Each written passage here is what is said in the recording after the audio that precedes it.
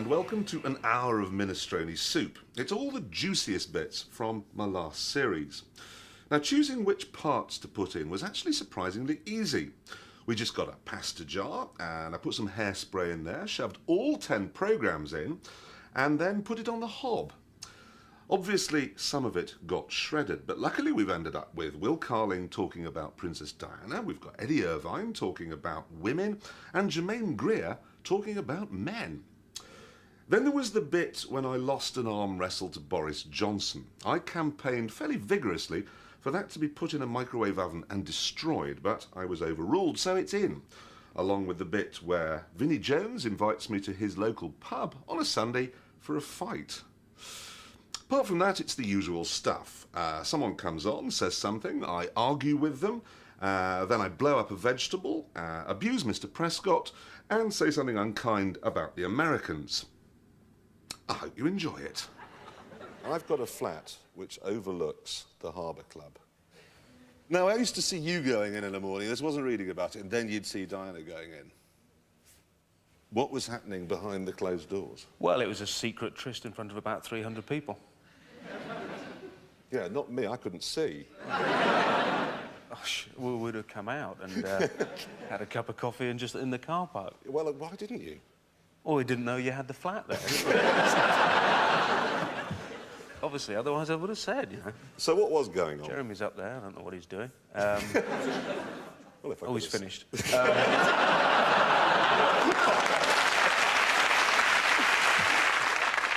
I've got to say, it hasn't exactly been like sitting talking to a rugby player. Are you trying to be a new man? No. Are you coming on to me? Or... yeah,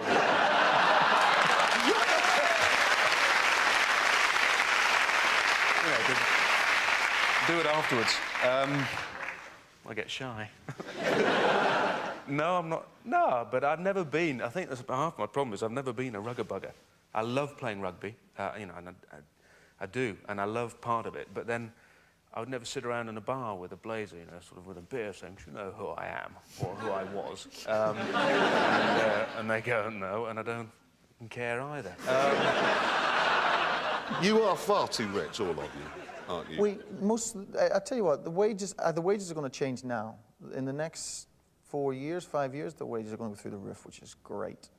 But, you know, there's up until this year, there's very few guys on more than $2 million a year. Oh. Very, very few. But as a world-class sport, that is, you know, you'd Michael on megabucks, then you'd... How much is he on? I think Michael's on about 25, something like that. Million? Yeah. Dollars? And then you'd the next big drop to say Jack, he was on $10 million. You know, and then... And you were on? No, I couldn't possibly tell you that. I was on... Oh, no, but yeah, wouldn't get out of bed for that in the morning. No, but... Because you've already got the boat, the yacht. Sold the helicopter, didn't you? Why did you sell the helicopter? I was too toyed up. I was too exposed to the luxury goods market. And I wasn't using the helicopter that much because I was in Italy most of the time. The helicopter was based in Hammond.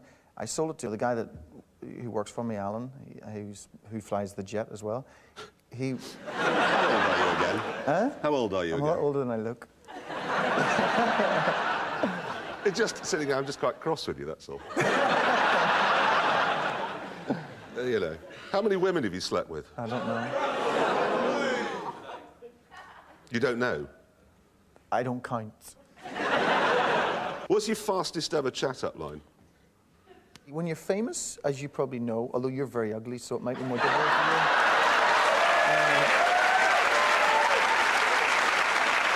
It's really getting cross with you now. When you're famous, I don't know if you know, but life becomes a lot easier. You could actually be, you know, you could be quite physically disabled and still do well if you're famous. Look at Robin Cook. David Mellor. Good example. You know, he doesn't know what we're talking about. I'm never in England, so I don't know these sort of... I'm never here. You've never heard of Robin Cook? No. What's he do? I haven't been in England for 4 years. It's 5 all right, years. he's foreign secretary. You might have seen him traipsing through Italy. I'm surprised I haven't seen him in Milan then. Yeah, little red beard, not handsome. Ever sat around in your kitchen wondering if you have the right materials to make a potato bazooka? I have. And it's good news, because you only need a spaghetti jar like this. Don't need the food. You need some hair care products, like this, and there we are. All the ingredients you need to make what is an effective vegetarian war machine. OK, what you do is you fill this jar with hairspray. Now, as you can see, it starts to condense there on the side, and it'll trickle down into the bottom. Now, you do it as much as you can till there's a noticeable lake at the bottom. OK, we've got that. And then we need a potato, which we get. Make sure it's just about the right, or it fits the circumference of the jar as best you can, and then knock it in. I find a rolling pin works best for that. You just knock that down, right the way to the bottom. OK? And it's loaded. Now, what you do at this point is pop it onto the hob and, well, light it. Come on. There we are, that's lit. And then you retire to a safe distance. I've kind of got Cornwall in mind, though I'm told this is going to be enough, because it does have quite a range.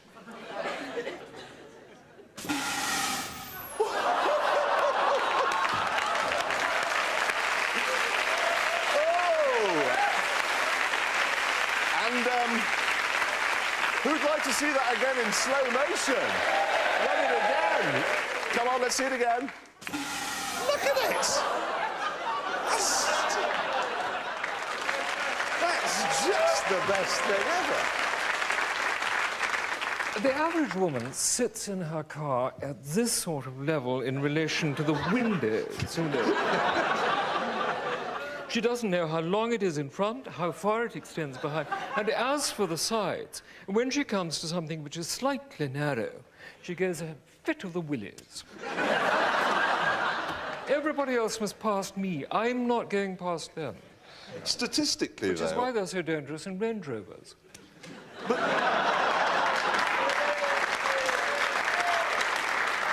I would say, though, that statistically, women actually do have... I can't believe I'm arguing the case for women. Here goes. They I know do exactly have what you're going to say. fewer accidents than men. Of course. Because most drivers are men, and men see a woman at the wheel of a car and they take avoiding action. They say... This is fantastic. I'm not sure this is allowed anymore, is it? This is Jermaine's most recent book, this one. It's called The Whole Woman, anyway. And it's for women. It's useless, Jermaine. There's no recipes in it. There's no coupons. There's nothing. Have you ever thought what it would be like to be a man? Yes. Ooh, wow. To have sexual fantasies 3 times, what is it? Is it 3 times a second or 3 times a minute? I get confused. But it must be just so vile to have that thing dragging around all the time with its own ideas. You get on the bus. You get on the bus and it suddenly decides to look about. And you can't get off the bus. I think it would be the worst thing in the world. I can keep my secrets, you can't keep yours. I can tell if you're willing, unwilling, able, unable. You can't fake orgasm. I can't imagine life without being able to fake orgasm. You want us to bear children. It's called travail. It's well, called I can't labour. bear children. Pay for it. But I can't bear children. Oh, you'll be able to soon. I won't. You will. I won't. They'll be able to attach a fetus to your bowel. They've already done it once. The headlines were, now men can have children. And I thought, gee, we're going to wait for them to be knocked over in the rush. If we're inventing it, it'll be on our arms or somewhere convenient. Put it here. I think on the dashboard. On the dashboard is a much better idea. Why should you? If you can have, if women's bodies are not necessary to gestate babies, then they're going to gestate them just anywhere. We're going to be getting babies out of pigs, you know, babies out of glass-fronted cabinets. Compost heaps. Yeah, but then you'll do without women altogether, I reckon. You'll say, oh, excuse me, we don't really need you anymore. You people with broad hips and these lactating We need breasts. shagging occasionally. Oh, you can shag anything. Well, not pigs and compost heaps. Of course you can shag a pig or a compost heap. This is getting And what's more, you surreal. don't have... But the important thing is you don't have to talk afterwards. You don't have to cuddle. You can just get it over with. I don't know, some pigs might want talking to it. I don't think so. Actually, what we are told is that transsexual prostitutes understand a man's needs better than women prostitutes, and so they're doing bigger business. I don't know. Look.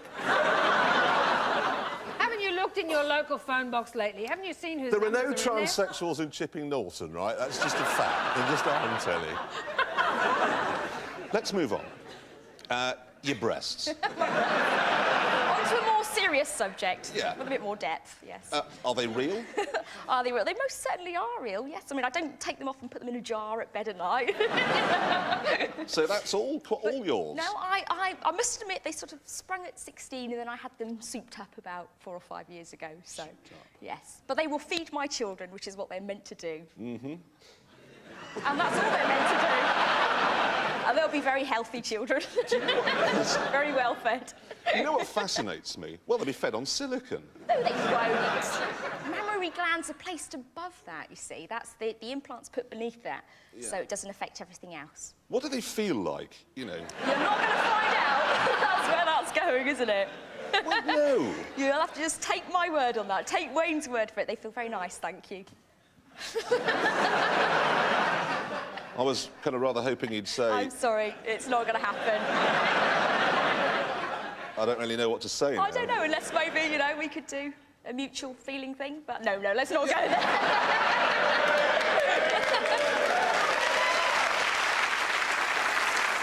Let's move on to something a little more useful in an everyday context. Feeding babies. Now, we all know the problem. Your favourite TV show's about to start and you find that your baby is kind of disinterested, distracted, mardy, won't eat. Well, I may have a solution.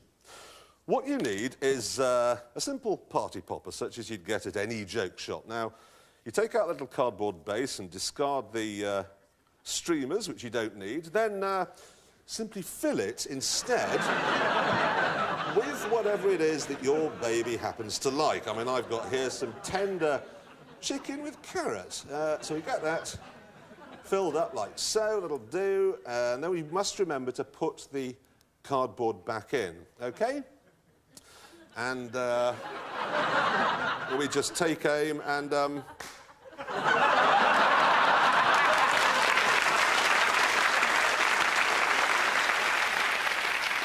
Now then, earlier in the year, I tried my hand at being a reporter for the BBC's holiday programme.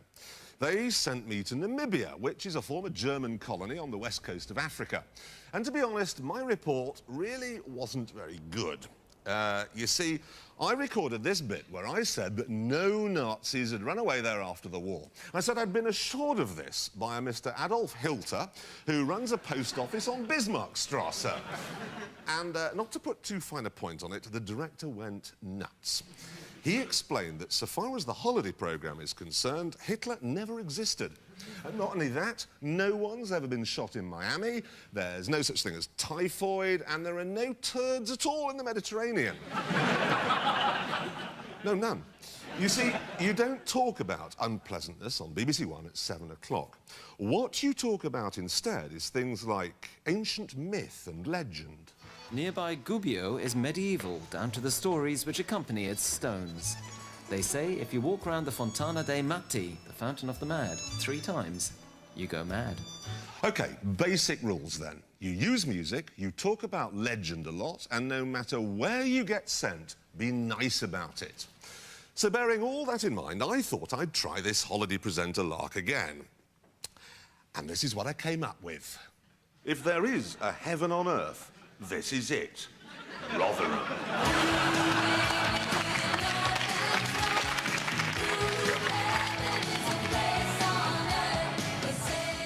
It was was heavily industrialised, but today it's the fashion capital of this part of South Yorkshire.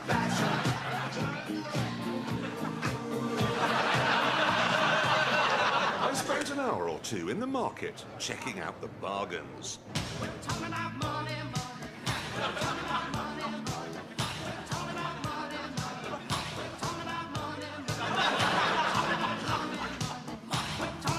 I even tried my hand at haggling. Right, that's splendid. Now then, I'll give you £2 for that. Oh, no, you don't. You give me £3, I'll fuck off that, Mark. It may be a long walk to the beaches, but with 2 rivers and a canal, there's no shortage of water sports. Cheers! It's at night, though, that Rotherham truly comes alive.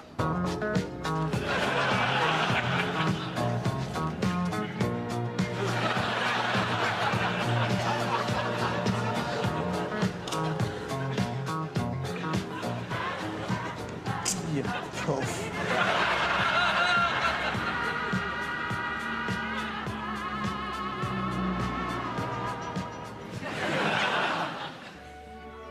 I spent the next morning taking in the sights and smells of Rotherham's incredible gardens, which are dotted around all over the town. But it's more than one big nature reserve. Rotherham is a town steeped in ancient myth and legend.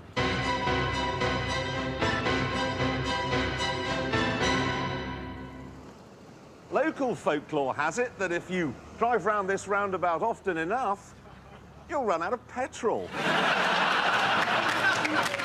Eating out here is a simple pleasure where you're faced with a bewildering array of local delicacies. I'll have a kebab butty, please. Okay, thanks.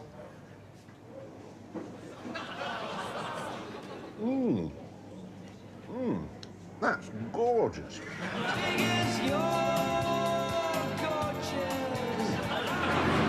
And you can wash it all down with a nice pint of the local brew. They call it beer. Local folklore has it that if you drink enough of this stuff, you'll have a fight.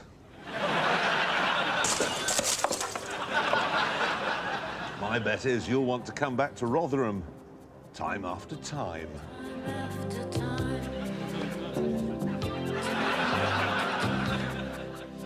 I travelled with Last Resort Holidays. Prices are based on 4 people buying a house. Oh, and don't worry, they include all fights and transfers.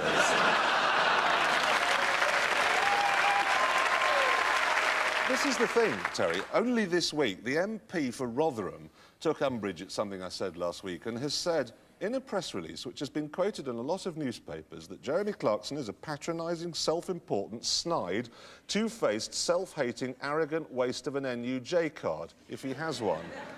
It's hard to criticise that, isn't it?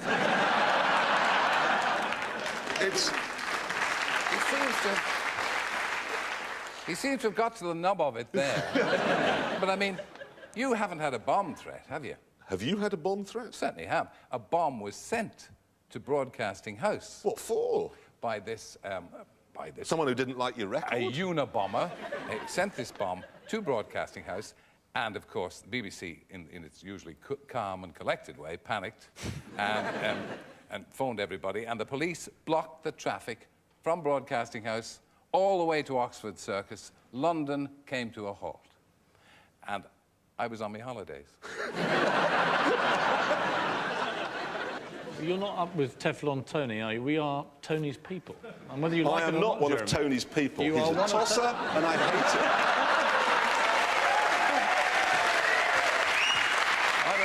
I'm afraid you're not on message yet, but you will be. Everybody I will not be Everyone gets on message. I eventually. won't be on message. You will be. I will not. Now, You answer will, the question. Jeremy. You should be in politics. But you can imagine somebody, they have a meeting, Michael Heseltine, they sit around and somebody says, we've got to do something to celebrate the millennium, you know, because it's such a worthy, vital thing. Well, why don't we build a huge dome in Docklands? Why not? What a great idea! But where did that meeting take place? Because since then, there have been huge armies of people whose whole job, whose whole purpose in life is to try and make that ludicrous idea that happened one dinner party or something, about 5 years ago. That is a dinner party decision, isn't it? Oh, a brilliant idea. Huge dome. Yeah. We'll fill it. I don't know what we'll put. Yeah. No, I'll tell you what I love about... In Docklands. Yes, in Docklands, where everybody lives. Yeah, I've got a great idea. Well, you know the M11? Yeah. We'll build a great big stretch of the M11 all the way down there, especially for the dome, which is what they've done. Yeah. Only John Prescott comes along and says, they can't, because we can't park people. We don't want people coming in their cars. Yeah. So you actually have to park at St Albans. No, you have to park at St Albans and travel by public transport, which we all trust on this programme, don't we? So let's just get that straight. You buy a car, you pay the tax, you pay the VAT, you pay the VAT on the tax, you buy a tax disc, you fill it with fuel, pay the tax on that, and then you're supposed to think, no, I'll leave that at home. Prescott, you deluded Welsh imbecile. You used a car this week to go 8 feet. Understand, man, we will not use buses. How much would petrol have to go up, do you think, before you'd say, oh, I'm not going to use the car A anymore? hell of a lot, like 10 times. I think these bus lanes are very confusing and the transport policy is a complete joke. What do you think of John Prescott? I think John Prescott's an absolute twat.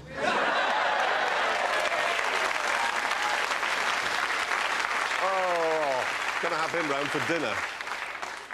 Of course, to make the idea of public transport more appealing, we now have the ultimate horror, the M4 bus lane. Prescott says 50 buses an hour use this stretch of motorway, which, hang on a minute, is not even 1 a minute. No one is going to use a bus unless they have an urgent and overwhelming desire to get some chewing gum on their trousers. Or they're rich enough to buy their own bus. Look at that. Prescott Express. What a great idea. Yeah. Nah, I got rid of the Ferrari. No, it's too cramped. No, I got a Volvo. Yeah, sort of estate, yeah. OK, take care. Bye. The beauty of this is that it would drive Prescott insane. I mean, a whole bus for one person. It's so massively wasteful. He'd never allow it. But he is allowing it. The great bus myth is that each one is full of 50 smiling motorists who've left their cars at home. They're not. They're empty. They're just getting in our way, causing more congestion and more pollution, and also some silly old bat can get to the post office a little bit quicker to buy a tin of cat food. The best thing that you can do to get Britain moving again is to ban buses and post police marksmen on motorway bridges to shoot people who are driving too slowly. Joking aside, you do court controversy. There's been the M4 bus lane. No, I don't court controversy. I kind of... They think it's dear old Terry. So who cares? But Prescott, presumably, have you heard from him? No, because he probably thinks, oh, it's only Terry Wogan, what does he, you know, what about him? Somebody wrote to me this morning and said, you know, when you call him J2J, Johnny Two Jags, that's not, his original name was not that. His original name was the mouth of the Humber. But you know he's Welsh.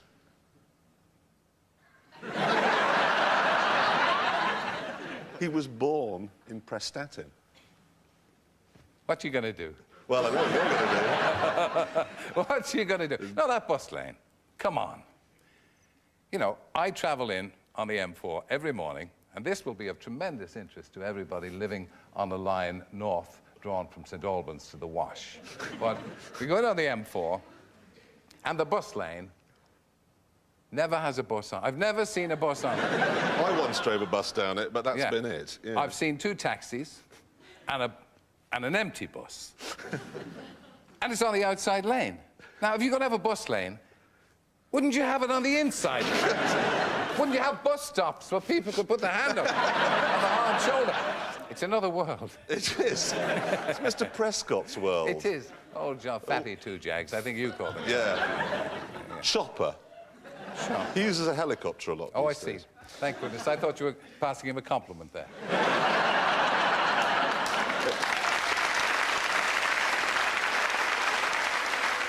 Now, I'd like to take a minute to talk to you about a disease that was brought to Britain by some gypsies in the 13th century. Today, in this country alone, there are estimated to be 500,000 sufferers. It's called owning a caravan. Makes you completely mad. I mean, these people live in houses with a wide variety of rooms to suit their every need. They have heating, they have plumbing, but every year they leave all these creature comforts behind and spend a week in a field, defecating in a bucket. Now, I'm not being stupid here, OK? I know you can have fun with a caravan. Look.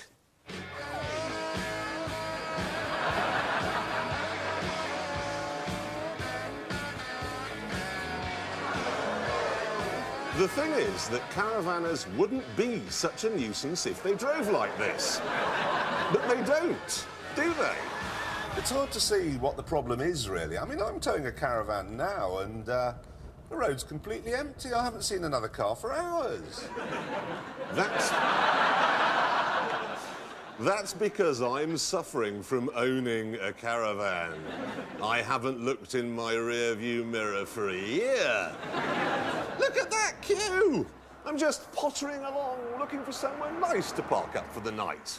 See, that's the thing about having a caravan. You can stop in any beauty spot and ruin the view for everyone else. Of course, these days you don't have to defecate in a bucket. Today's caravan sites have modern washing facilities, so that's great. You can shower with a load of other men. Eventually, though, you have to get back on the road network to go home. And that's where I have a couple of tips. You will be holding up the other traffic, so why not put on a show to keep everyone amused? You could perhaps put a television in the back window.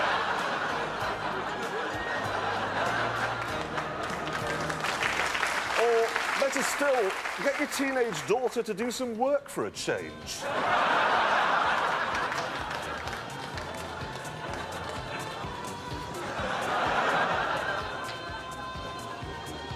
Look, he doesn't mind being held up now. He's happy!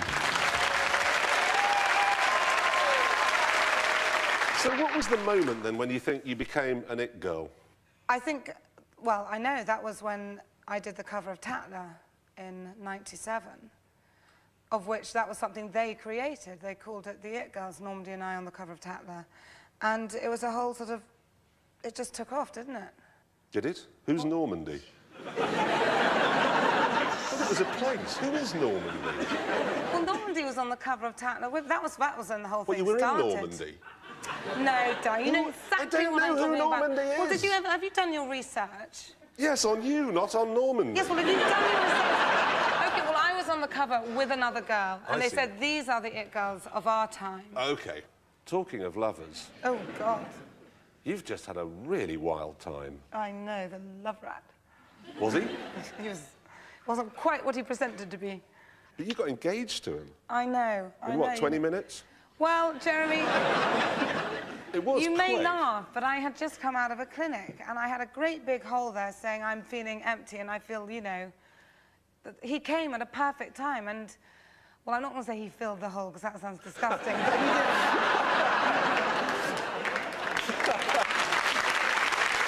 But he did.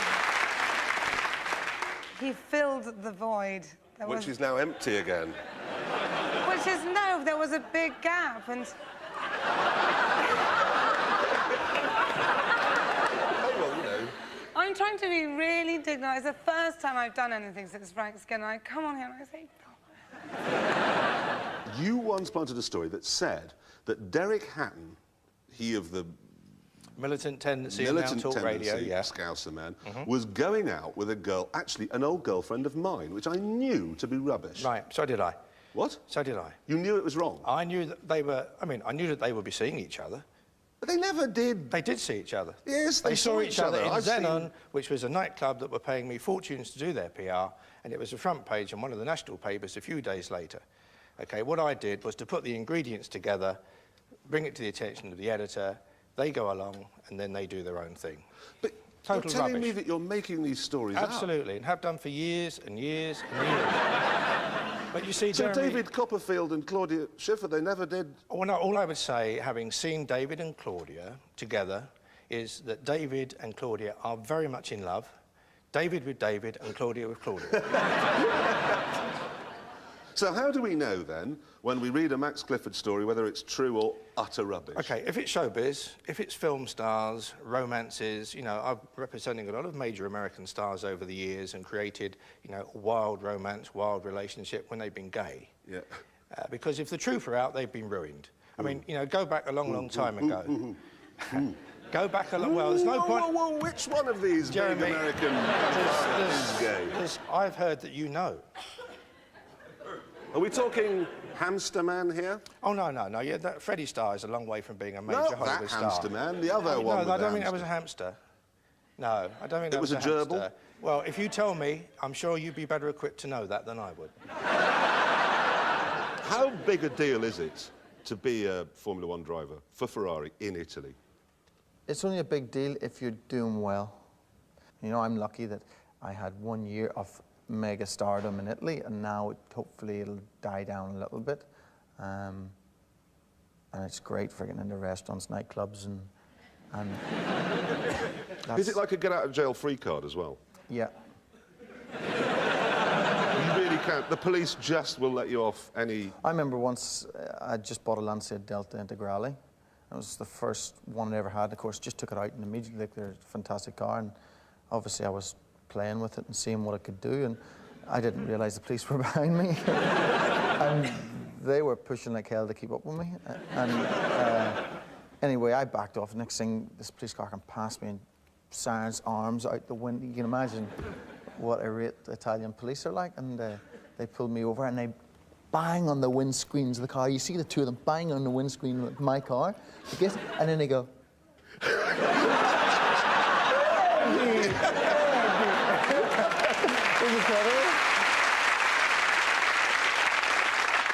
Have you ever lain awake at night wondering what would happen if you plugged a pickled gherkin into the mains? I have. So, let's find out, shall we? We put the live wire in there, and we put the neutral wire in there.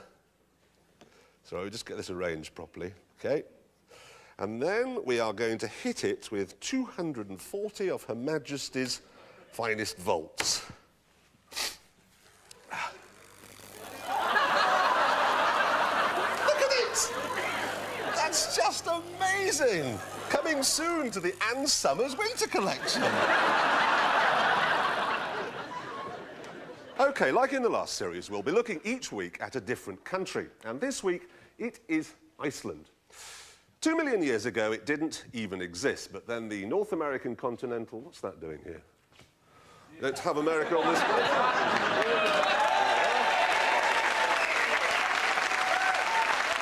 The South Canada Sea. As I was saying, the North American continental shelf pulled this way, and the European continental shelf pulled this way, and the Earth sprang a leak. In 1389, one of the 30 active volcanoes, called Mount Helge, blew up, killing nearly everyone. These are Icelandic men. They're big, they're hairy, and they have no dress sense. Most importantly, though, they're away, plying the killer North Atlantic for cod and bream, and here's what they leave behind. And on a Friday night, Iceland's beautiful, lonely girls go out, drink themselves stupid, and sleep with whatever happened to have landed at Keflavik that day. They say that when you leave Iceland after a visit, you leave a little part of yourself behind, and they're right. It's the contents of your testicles. Did you know that Reykjavik now has, and I think it's the first of its kind in the world, a penis museum? Yes. We appreciate our national treasures. These are mostly animal penises, aren't they, and fish penises? As at present. Yeah. But I think a lot of Icelanders will want to donate their Huge. national assets in the museum as soon as possible. Why do you hate the Americans so much? We hate them. First off, you think you hate them. Try living next door to them for a while. Canada, we live next door to the Great Satan. We're like 668, the neighbor of the beast. They're just, it's like living next door to this crazy alcoholic family. We wave at them every day and hope they don't come over, you know? In Las Vegas, the woman that ran the part of the hotel I was in knew I was a Canadian and knew a little of Canada, like back bacon and toques and how are you, A? And my room was next to the pool, and on my way out, I went, your hockey rink melted. She actually looked at me and went, it's a pool. Get a map, you freak. What the hell's wrong with you? Like, for instance, see how you've removed America from the map? Yes. The average Yank wouldn't know it's not there.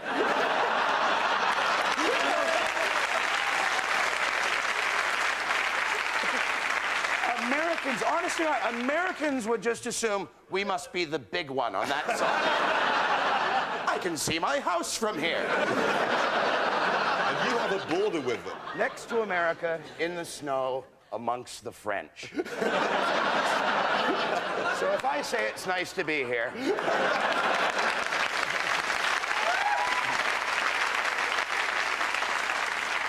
Okay, now the country we're looking at this week is Spain, which in the afternoon is closed.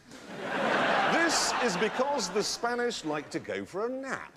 They even have a word for it, siesta.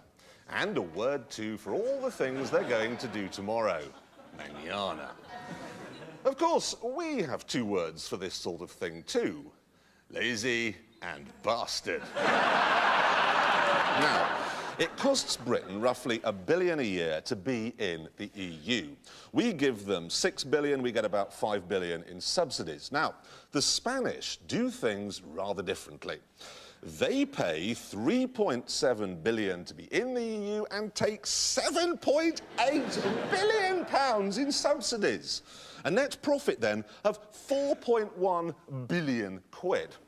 Now, technically speaking, this is what an economist would call a shitload of cash. The Spanish have even nicked our cuisine. You can't go anywhere on their filthy south coast without being offered the enticing combination of chips and fish, which they probably nicked from the pond in your garden. But then, this is better than the national dish you get over there. It's called paella. Let me show you how it's made. Basically, you take some rice, we've got some here, and we put it in a dish like so, okay? Then we leave that to one side so the flies can crawl all over it. Okay, we then go for the prawns. Now, you have to peel them, which, of course, in England is a bit of a chore, but the Spanish love this, of course, you see. It's great.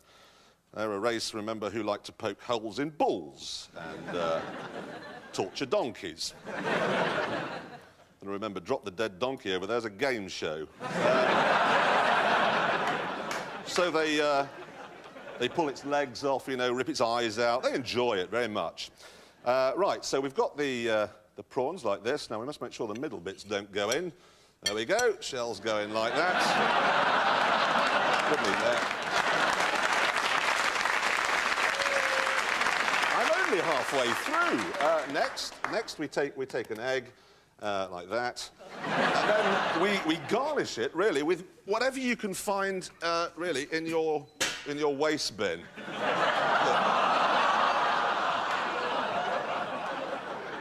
What do you think of British holidaymakers? Are we the worst tourists? No, I would say no, that would be very unfair. I would say, I strongly advise you stop eating that. I would say, the worst tourists we ever had are the Romans. You are a bone idle race, though, aren't you? I mean, this business of... Yeah. You wake up... No way. You wake up, have a siesta, and then go to bed.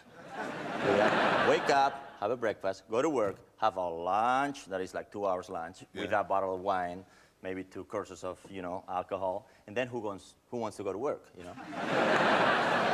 Now then, when Indians come to live in Britain, they choose to settle in Southall or Birmingham, which leads us to believe that Southall and Birmingham must be better than India. Well, let's have a look. This is Birmingham, right? Pretty grotty. And here's Southall. And this is what they left behind.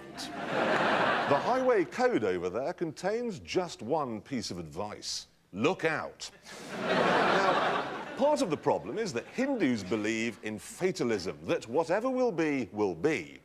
So if you pull out to overtake and have a head-on crash, it was your day to die. There is nothing you could have done to prevent it. And the man you hit while overtaking, well, it was his day to die as well, along with all the passengers on his bus. That's magnificent. It totally frees you up from any sense of responsibility. You could drive like a maniac. And it gets better because to a Hindu, dying is no big deal. You'll simply be reincarnated as something else. Just last week, this was Mrs. Surinder Patel of Acacia Avenue, Bombay. And yes, here's the man she crashed into, Mr. Rashid from the post office. There's something I've always wanted to know, and I've never got it. This, right? Yeah, that. What is that? Achar. What? Achar. What's achar? You know, it means yes and no. Because we Indians are very polite. You don't want to hurt anybody. You can take it any way you like. But the awful thing is you go to a railway station, is this the right platform to go to Calcutta?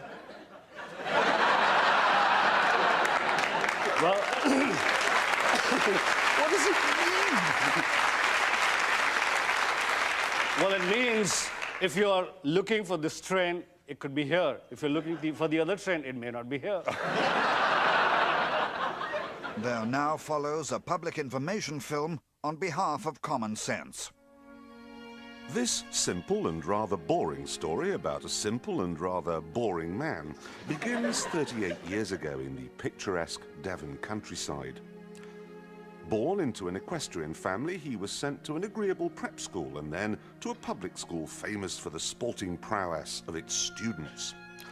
From there, it was natural he should go to the Sandhurst Military Academy, where his love of horses stood him in good stead for a commission in the historic Household Cavalry. It was in this capacity that he met a beautiful but unhappily married princess, whom he shagged.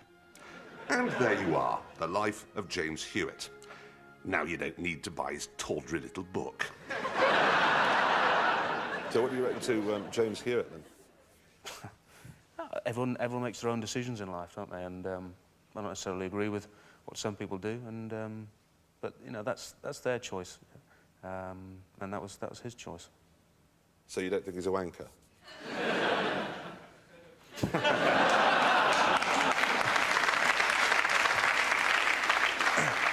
Do you? Slight wanker. Tosser. So, just on a personal note, okay, I prefer rugby to football. And I think we've got a picture now which kind of demonstrates... You see, this to me is a rugby player, okay? Yeah, now can we see a footballer? There we are. In his dress. There's been that... What's that French Arsenal bloke who spat at someone? I mean, Vieira. spitting. I mean, it's nothing. Rugby's a good, you know, kick him in the face. Well, rugby is... You can't. You mustn't kick him in the... You can do basically everything else. Mm. Good punch. You know, it's perfectly acceptable. You know, the referee might say, no, really, don't do that again. or not while I'm watching. But honestly, forwards are amazing. They sort of they punch each other to pieces. They stamp all over each other, and you'll catch them afterwards. They sort of go, God, it's like you got me that one, didn't you, in the first half? And he goes, yeah. He goes, it hurt. Actually, it was a good one. You know. How many fights have you actually had in your whole life? Thousands. You have said that all the incidents that you were involved in were either accidents or blown up out of all proportion. You stand by that? A bit of both, I think, yeah. I mean, I was... in my younger days, I was a bit wild, and things used to happen before I knew what was happening. It was red card or handcuffs. How come I've always missed out on fighting? Well, you're always sitting in a car, aren't you, driving around every day? You've got to get on the streets and have a drink with the boys. I'm sure you'd have a good... Come down to our pub on Sunday and you'll probably find a couple of fights. No. I just want to explain this to you, OK? Well, the thing is I was the first civilian to go in the back of an F-15 jet, and then Boris was the second. Now, I owned up on television to vomiting in it. Yeah, I know. And you came back and wrote a piece in the Telegraph, and you said I was a big girl's blouse and you weren't sick. I put it to you, Johnson, you're a liar. Well, you were sick. You can't possibly have not been sick in the back of that plane. No, I wasn't, actually. With eye contact, with eye contact. No, I wasn't. No, I absolutely, honest Injun, I wasn't. Well, then they must have been wusses with you. How many G did you have? I did the whole lot. And I actually, unlike you, I flew out over the sea and went supersonic. Yeah. And not only that, we did a bombing run. I did a bombing run. Yeah, no. I bet you when you took over, I bet you they didn't give you the controls. Oh, they gave me the controls for 40 minutes. Yeah. How long did you fly? 2 feet. An hour. I can't remember how long it was. It wasn't as much as 40 minutes. That was why I was sick, is because every time he flew... you complete big girls plus. Anyway, you are... No, but I'm not going to have this, because I did much more than you. And plus... You did not! No, you did not do more Yes, I did. Yes, I did. Plus, I'm stronger than you.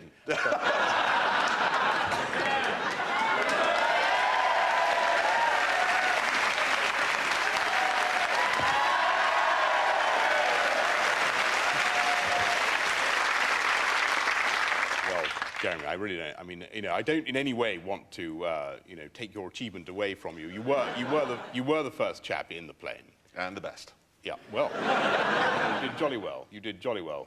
And they much enjoyed cleaning up after you. And guess what I've got? Yes, look. It's the culinary nuke. But of course, you're thinking, turkeys can't fly. Or can they? Have you ever wondered if your bin could somehow be converted into a mortar?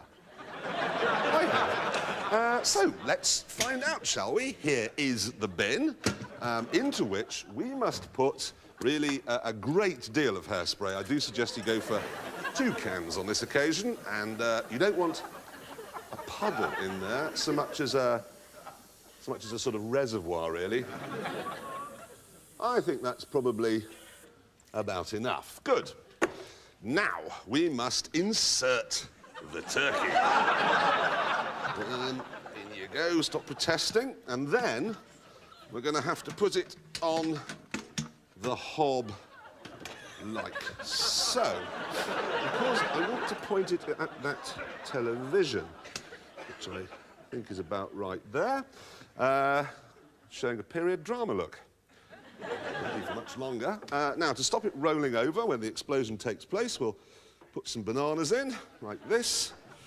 There we go. And clear the blast area. So we don't want to damage these precious pots and pans.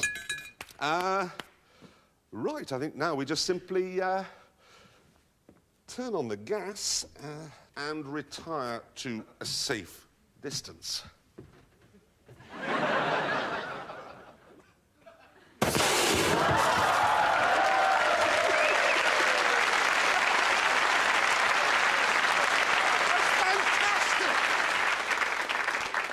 Community service needs to be tougher, and I have a few ideas on that front. You know how they used to fit hideous gargoyles on boats to ward off evil spirits? Well, that sounds like the perfect job for a young offender. Sentence him to 80 hours being the front of a boat.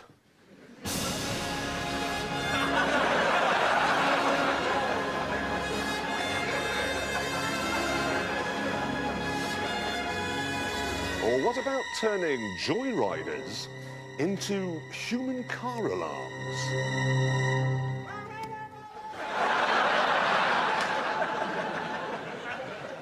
I think it might be a good idea to plant them on motorway embankments as sapling holders. Or, and this is my particular favourite, they could be guide dogs for the blind. You know, they're always sending young offenders on diving holidays to the Red Sea and on safari and so on. Well, that's got to stop. If you must send them abroad, send them to Kosovo, where they can be human minesweepers.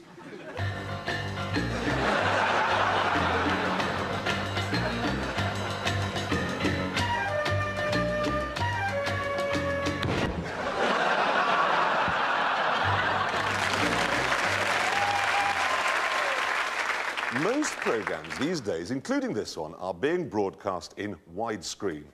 But what does that mean? Well, if you're watching it on an ordinary television, it means you can't see the edges of the picture. They're laughing because they know what's there. You probably think it's no big deal, there's just bits of studio, but you'd be wrong. Because to my right we have Sammy, and to my left we have Anita.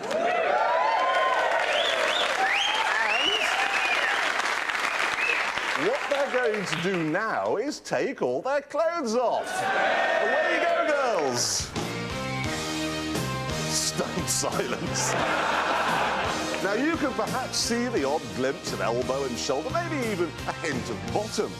But people with widescreen television, and that includes the studio audience who have widescreen monitors, they can see so much more. Look! That's the view they've got. Oh dear, the director's turned it off. And because you don't have digital,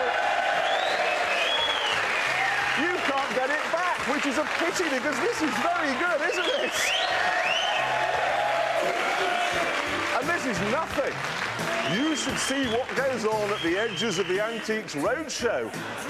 Hugh Scully goes the whole way.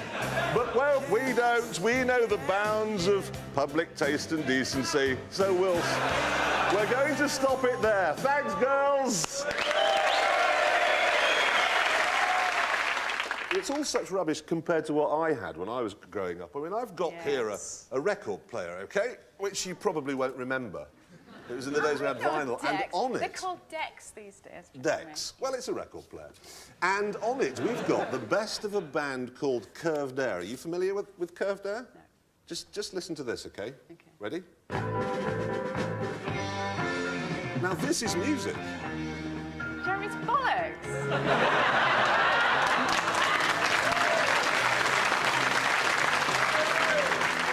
DJs are now earning more than pop stars. Yeah, too right. But it's just ridiculous. DJs earn a lot of money because they can take a club and they can build the atmosphere and they make the club what it is. It's easy to make the club work. You just put Hi-Ho Silver Lining on and everyone will So many of your paranoid delusions come out on this programme, Jeremy. Willies, mostly, isn't it? Yeah, on the we'll way get out... on to breasts for you later. Magnus, on the way out there, Magnus bumped into me. He asked me if I'd donate something to a museum. I didn't quite know what he was saying. And baddies, too. Baddies you can see from the beginning. Nowadays, they might as well almost give them a wax moustache they can twiddle. Once again, in Titanic, as soon as the boyfriend walks on screen, you think, he's a bad guy. He is, and do you know how we know he's a bad guy? He lights a cigarette. This is the key now. All baddies in all American films smoke. That's how we know they're I didn't bad. realise that was the case. Not being a smoker myself, obviously I'm not being tarred by that particular brush. You should smoke. I smoke the cigar occasionally. No, it's not enough. You should smoke cigarettes. OK. I think I might start. I'm going to start with the patches and work my way up. Okay. Easy and gently. And then... they like the smoking. Oh. And then you'll notice this smoking business, because as soon as someone lights up in a film, you go, he's the baddie and I want a cigarette. So once again, you watch movies in a most peculiar way. You ever sit back and just enjoy a film? No, because they do baddies English smoking. Yes, yeah, you see, that this I do find somewhat worrying, is the fact that it used to be that when there was an American movie with a bad guy in, it was almost always a Russian. because they feared the Russians. And then suddenly the Russians were no longer a threat. And I think they now see Russia as an area which they can colonise. It's one of the last places on earth where there aren't loads of McDonald's and Coca-Cola plants. And we've already got more than our fair share, so they're not worried about us anymore. So now they'll make us the villains. Yeah. So you get the nicely spoken Englishman, presumably with a cigarette. Yeah. Occasionally a moustache. And they're the bad guy. And that was in Independence Day as well. When they went to the Iraqi the fighter squadron waiting for instructions from the Americans on how to shoot these spaceships down, they had English accents. Yeah, but they see Americans, Iraq, Ipswich, it's all the same. They cannot differentiate. In a fight between James Bond and Indiana Jones, who's it going to be? Well, I think James Bond's got more gadgets. No, forgetting the gadgets, a simple, straight punch-up. It's got to be James Bond. No, I think that James would be more worried about getting his suit creased, you know. So I think Indiana Jones would be rolling about on the floor, and I just don't think it's very English for James to be doing that. No, he'd just let him roll around on the floor, then kick him in the face. I don't think he's been brought up like that. I think he went to the same school as you. Let's go back to the first day on the set of On Her Majesty's, OK? You were marooned up in the top of a mountain with all those girls in the Joanna Lumleys and so on, all those amazing girls at Blofeld's place. I'll tell you a funny story about that. Just to relax, I think the crew were having a bit of fun, and they said one morning, you're going to do this scene with all the girls around the table. We're going to pan underneath the table and show this girl writing a room number on your leg. Yeah, right. And so number 8, I just know that. They said, do you mind we have a bit of fun with her? I said, no, not at all. So they got this pot of water and they put this huge German sausage in it. I didn't know what the hell they were doing, but I was just looking at this thing. I thought, that's a big sausage. And then, not to an English. And then they went. And then they went and camera taped it to my leg underneath the table, and I could feel something going on, but I didn't know what was going on, you know. And meanwhile, the actress next to me had to put her hands out there, and this was supposed to be the big laugh. So they said, turn over, and away they went. They panned the camera under the table. Her hand went down on my leg, no reaction from her. All the guys were there scratching their heads, you know, saying she must have missed it. And then after the shot was over, she said to me, you've got no pants on. Let's start, shall we, with a plate full of ordinary silver foil. What have we got? Oh, look at that! Indoor fireworks. Oh, Marrow, look at it. Look at this. There it comes. Open up the door, put them on the thing. Ready?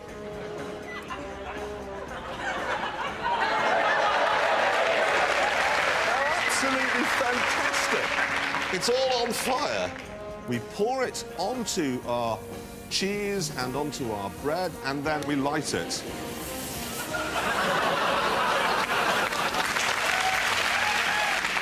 You then just add a little bit of garnish. There we go. Oh, look at the poor little egg. It's working, look! One of my experiments has actually worked!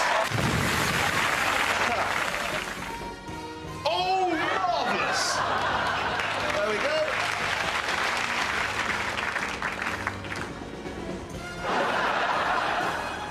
Well, that should do.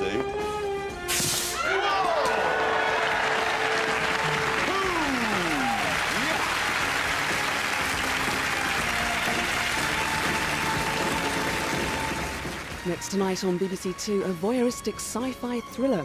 Ralph Fiennes stars in the dark, sensational and unsettling Strange Days.